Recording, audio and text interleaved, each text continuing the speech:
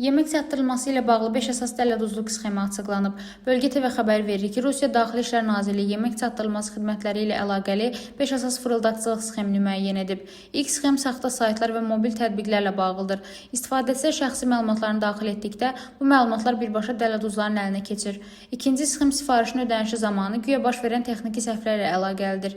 İstifadəçi dəstək xidməti ilə yazışarkən fırıldaqçılar bank kartı məlumatlarını və SMS vasitəsilə gələn kodları əldə etməyə çalışırlar. Üçüncü üsul sifarişin dəyişdirilməsi və ya boş paketlərin çatdırılmasıdır. Fırıldaqçılar özlərini kuryer kimi təqdim edir. Lakin yana tamam sifariş gətirirlər ya da yeməkləri ucuz analoqlarla əvəzləyib əlavə ödəniş tələb edirlər.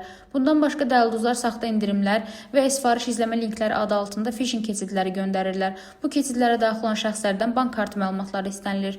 5-ci sxem isə mövcud olmayan aksiyalar və bonuslarla bağlıdır. İstifadəçilər cəlbedici endirim və hədiyyə vədləri ilə aldadılaraq phishing saytlarına yönləndirilirlər. Rəna Rövşənqızı, BTV.